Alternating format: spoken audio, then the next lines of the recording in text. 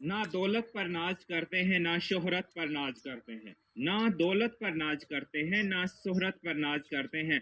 भगवान ने हमें सरजमी हिंदुस्तान में पैदा किया है, इसलिए हम हिंदुस्तानी होने पर गर्व करते हैं, इसलिए हम हिंदुस्तानी होने पर नाज करते हैं। नमस्कार नमस्कार दोस्तों, बहुत बहुत स्वागत है आपका अपने YouTube चैनल असवीर सिंह पर। आज हम बात करेंगे कि एक अच्छे स्टूडेंट के अंदर कौन कौन से गुण होने चाहिए। एक अच्छा स्टूडेंट कभी भी गलती करने से नहीं डरता। उसे ये चीज़ मालूम होती है कि वो अभी सीख रहा है और उसे गलती करने का पूरा पूरा अधिकार है। भाई, अगर पहले से ही उस आता होता तो वो सीखने के लिए क्यों गया होता। गलत करते हैं तभी तो सीखने के लिए जाते हैं। दूसरी क्वालिटी, एक अच्छा स्टूडेंट मौके ढूंढता है जहां पर वो अपने नॉलेज का इस्तेमाल कर सके। मान लेते हैं कि आपने इंग्लिश सीख ली और अब आपको मौके ढूंढने चाहिए कि आपको कोई ऐसा बंदा मिले जिससे आप इंग्लिश में बात कर सकें। पर इसका मतलब ये नहीं है कि आप हर किसी से इंग्लिश में बात करना शुरू कर दें।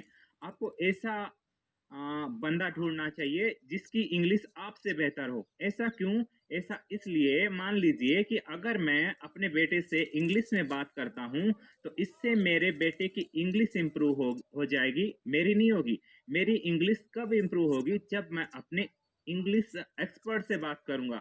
तीसरी क्वालिटी, एक अच्छा स्टूडेंट सब्जेक्ट्स के एक्सपर्ट को जानता है और उससे मिलता रहता है। एक्सपर्ट से मिलने का सबसे ज़्यादा फायदा ये होता है कि जितना कुछ आप अपने आप से 10 महीने में सीखोगे, उतना वो एक्सपर्ट आपको 10 मिनट में ही सिखा देगा। किसी एक्सपर्ट से मिलने का दूसरा सबसे बड़ा फायदा ये होता है कि वो आपको आपके सब्जेक्ट की सबसे बेहतरीन बुक बता देता है और ये वो किताबें होती हैं जिनको पढ़कर वो एक्सपर्ट बना होता है। चौथी क्वालिटी, एक अच्छा स्टूडेंट अपने सब्जेक्ट को जितना हो सके उतना पढ़ता है। अपने सब्जेक्ट से रिलेटेड उसके पास तीनों इंफॉर्मेशंस होती हैं। तीनों इंफॉर्मेशंस कौन सी?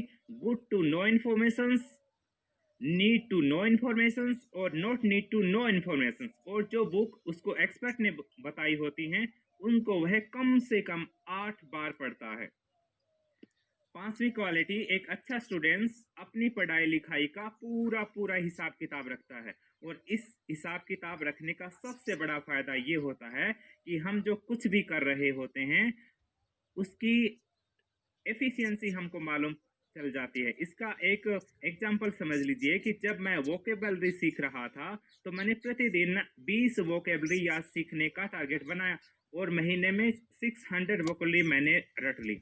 जब मैंने बुक्स को बंद करके अपनी वोकेब को चेक किया तो मुझे मुश्किल से 200 शब्दों का अर्थ ही मालूम हुआ। जब मैंने अपने टीचर्स को बताया कि आपका टीचर को ये समस्या बताई तो उन्होंने टीचर ने मेरे को ये बताया कि आपका वोकेब सीखने का तरीका ही गलत था। इसका क्या मतलब हुआ? इसका मतलब ये हुआ कि वोकेब सीखने का ये तरीका बिल्कुल बेकार था। इसके बाद मैं word power made easy by Norman Lewis लेकर आया। महीने भर के बाद जब मैंने चेक किया तो हर शब्द का मतलब मुझे मालूम था। इसका क्या मतलब हुआ? इसका मतलब ये हुआ कि वोकेब सीखने का सबसे अच्छा तरीका इटोमोलॉजी है। यदि रूट इटोमोलॉजी मतलब रूट वर्ड्स, ये मुझे क्यों मालूम पड़ा? क्योंकि मैंने अपनी पढ़ाई लिखाई का पूरा पूरा हिसाब किताब रखा था। एक अच्छे स्टूडेंट्स को अपनी गलतियों को प्रतिदिन कम करने की कोशिश करना चाहिए। इस बात का भी ध्यान रखना चाहिए कि वो कभी भी परफेक्शन हासिल करने की कोशिश ना करें। ऐसा क्यों? ऐसा इसलिए कि हर स्टूडेंट्स, हर सब्जेक्ट बहुत ज़्यादा गहरा होता है। कुछ भी करके उसमें परफेक्शन हासिल नहीं किया जा सकता। इसका एक एग्जाम्पल मैं आपको समझाता हूँ कि मैं पिछले 25 साल से हिंदी में बात कर रहा हूँ। पर क्या मैं परफेक्ट हिंदी बोलता हूँ? नहीं। पर जितनी गलतियां मैं पिछली साल करता था उससे कम गलतियां मैं इस साल करता हूँ। अगर मैं हिंदी के अंदर परफेक्शन हासिल करने की कोशिश करूंगा तो मेरी पूरी की पूरी पावर हिंदी को लर्न करने में ही चली जाएगी। और इसीलिए मैं अपनी गलती कम करने की कोशिश करता हूँ। और जब मैं ऐसा करता हूँ तो एक या दो नई चीजें भी मैं सीखता जाता हूँ और यही चीज एक अच्छे स्टूडेंट की भी निशानी है।